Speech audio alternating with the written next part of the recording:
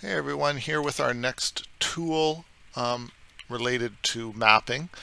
This one is going to be specifically for Mapbox, but I think it's still a really awesome tool to talk about, and that is Threebox. It's like I say here, it's really handy to help out with managing creating 3D objects on Mapbox map. So Mapbox does have adding a 3D model. They have it here in their documentation. They have a really cool example here of this satellite.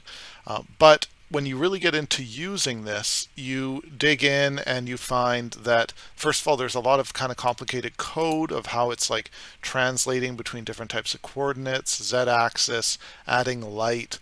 And the file format is GLTF. And when you actually dig into it to find their GLTF model, it's not just a single file. There's all these auxiliary files and that sort of stuff. If you've worked with GLTF, you'll know that it often is not just, or I don't know if it ever is, just one file. It tends to come along with a lot of others. So it can be a bit of a hassle trying to transform stuff into here or figuring out how am I combining Three.js, which is what Mapbox is using.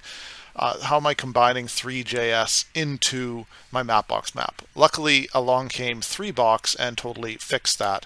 Now, my link here is actually out of date. If we go to this and if you Google Threebox, you'll get to a repository that's been marked as read-only. So this is not actually the latest version anymore. So you're going to want to go to this URL, which I will have in the description. It's jscastro76/Threebox. And this is the latest one. This is a live fork that is actually being updated. So that's important to use this one and not the old dead one. Now you see some really cool examples here. So we're dropping stuff, animated stuff on the map.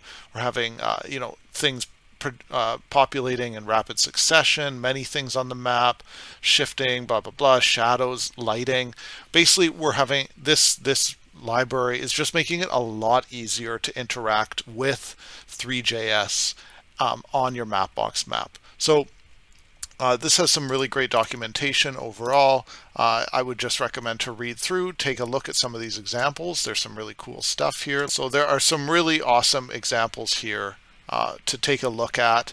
I'm not going to go over in detail in this video. I may make a whole video about 3D and Mapbox at some point, but this is more or less just to say, like, don't try to use this documentation alone when you're working with 3D and Mapbox. Use Threebox. It's going to make your life a lot easier. You can load OBJ files.